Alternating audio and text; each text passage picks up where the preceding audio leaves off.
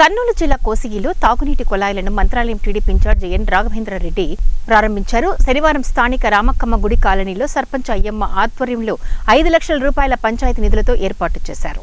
కార్యక్రమానికి టీడీపీ నియోజకవర్గ ఇన్ఛార్జ్ ఎన్ రాఘవేంద్రారెడ్డి, టీడీపీ జిల్లా ఉపాధ్యక్షుడు ముత్తురెడ్డి, రామిరెడ్డిలు ముఖ్య అతిథులుగా పాల్గొన్నారు.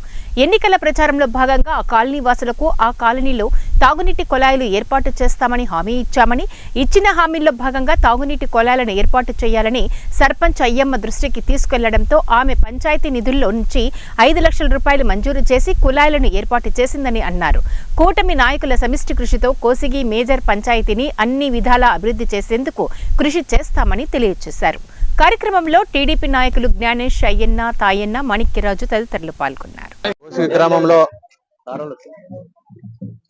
రామక్కమ్మ గుడి ఏరియాలో 9వ వార్డు గత ఎలక్షన్ లో నేను ఈ ఏరియాకి క్యాన్వాస్కి వచ్చినప్పుడు మాకు తాగునీటి సమస్య చాలా ఉంది, దయచేసి మమ్మల్ని గుర్తుపెట్టుకొని ఈ తాగునీటి సమస్యను తీర్చాలని చెప్పి ఈ ఏరియాలో ఉండే వాళ్ళందరూ కూడా అడగడం జరిగింది.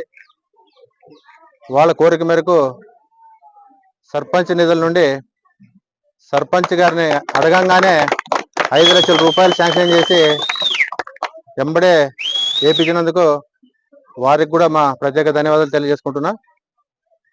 ఇక ముందు ఏ ఉన్నా ఈ గ్రామంలో మా నాయకులు, సర్పంచ్ కానీ, మాణిక్యరాజన్ కానీ, ఇక్కడ ఉండే ముత్తిరెడ్డి గారు కానీ, అయ్యన్న గారు కానీ, మన రామిరెడ్డి గారు కానీ అందరూ కూడా కలిసికట్టుగా ఈ గ్రామాన్ని అభివృద్ధి చేయడానికి ముందుంటామని చెప్పి తెలియజేసుకుంటున్నాం.